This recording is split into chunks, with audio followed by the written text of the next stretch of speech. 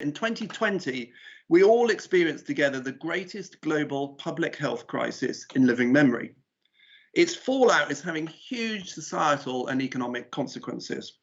And you'll see that kind of, in some respects, that shift in time. You'll see that how the COVID crisis moved at pace. We're actually seeing that in the data as well, with the trust picture shifting very, very rapidly over time.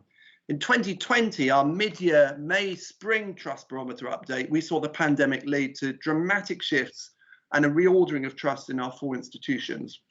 Trust went up in all.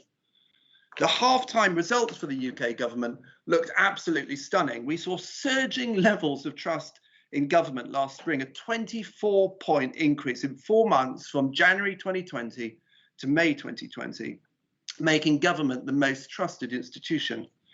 But then the wind changed, and over the autumn and the winter, most of those gains were lost.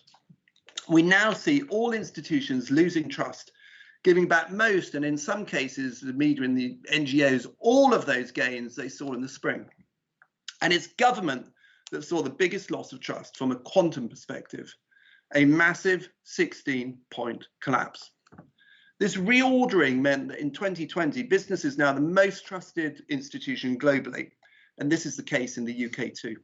People's views will be completely shaped by their own personal experience. Yeah. The job they were doing, the sector they were working in, whether sadly they've lost a loved one, all of that will obviously go to shape people's responses at the next election. We've obviously got the local elections. A big set of elections actually coming up in May, and that'll be the first test for both the government and for the opposition. This was a prime minister for the good times, not the bad times. And so I think you add all that together and the trust quite rightly began to fall.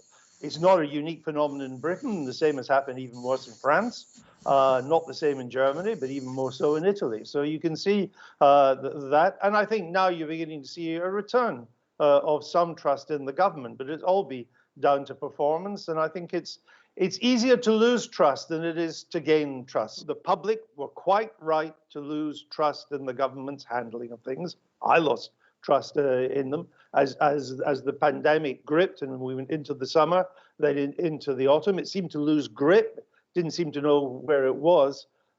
And the public inquiry will be pretty horrendous when it comes to look at these things. Mm-hmm. My sense of the politics is that the public will more likely judge the government by how it comes out of the pandemic, rather than how it went into the pandemic, for all the mistakes that were made.